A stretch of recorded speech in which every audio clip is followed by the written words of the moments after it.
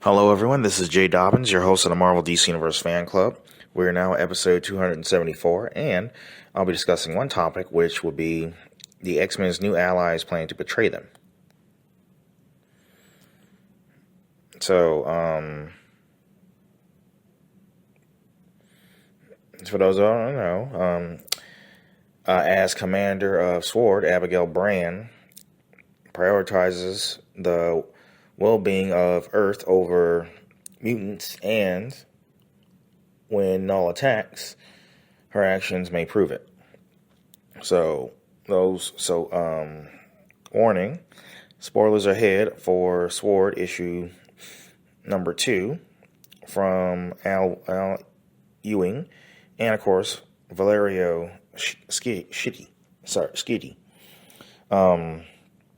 So the founding of the mutant space program, SWORD, has allied with X-Men with Abigail Brand, who is already scheming against the interest of Krakoa.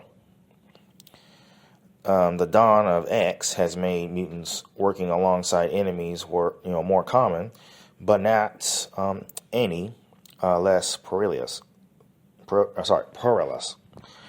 So, also, adversity makes strange bedfellows is an apt saying to describe the operations of the mutant nation of Krakoa.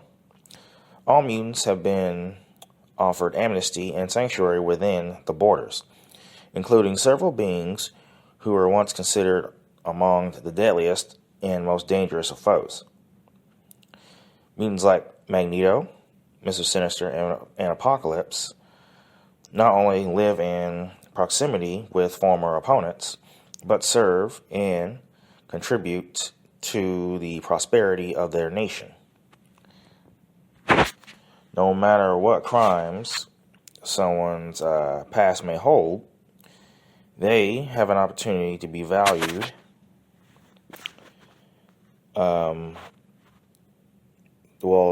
they have an opportunity to be valued as they have the opportunity to be a valued part of this new world. As Krakoa emerges as a superpower on Earth, these ideals extend beyond beyond the island and planet.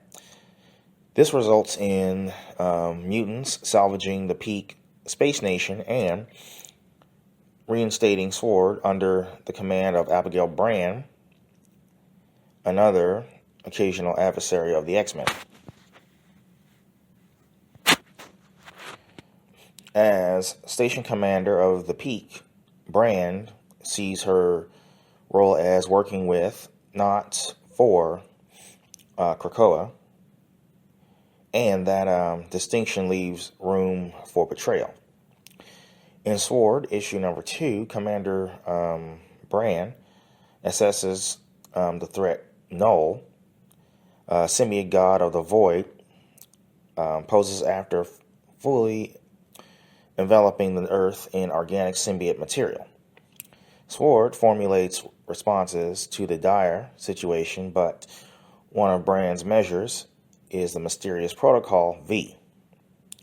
Beyond extracting the Five, the team of mutants tasked with Krakoa's resurrections from Earth, not much is revealed about Protocol V.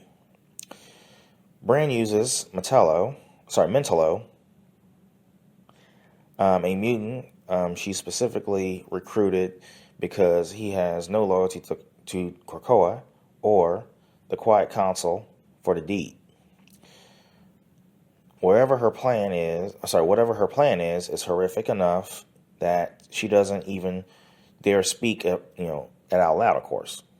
So, allowing Mentallo to read her mind, even with the well-being of all of humanity on the line, sending a criminal with questionable intent to abscond with the keys to mutant immortality is highly alarming.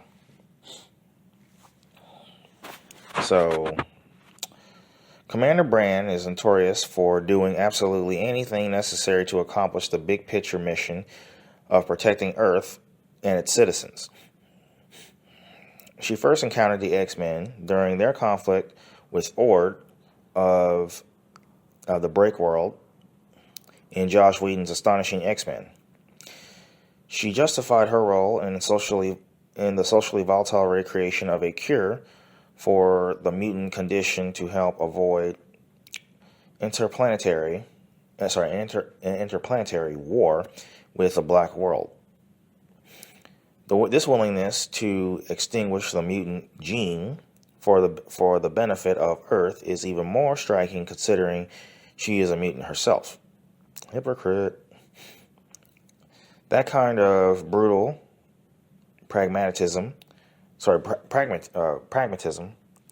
is scary, and one can only imagine what she has in mind for the Five regarding Protocol V. As Metello arrived to extract the Five, he stated that they were leaving Earth to die. It may have been hyperbole, but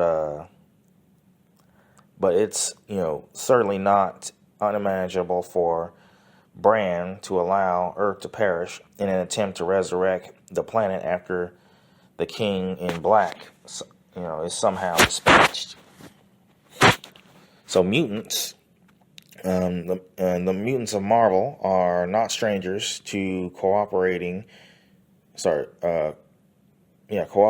with antagonistic entities. When, of course, the whole world hates and fears you, it becomes second nature to take allies in whatever form. So wherever they may appear, but the threat of Null endangers humans and mutants equally. And the X-Men can only hope that Abigail Brand's initiative is one that has their prosperity in mind. Otherwise, even if they survive the god of symbiotes, Protocol V could risk undermining everything they built on Krakoa. So that concludes this topic. Feel free to visit us and like us on Facebook. We are available on iTunes, Google Play Music app, Spotify, and of course, YouTube.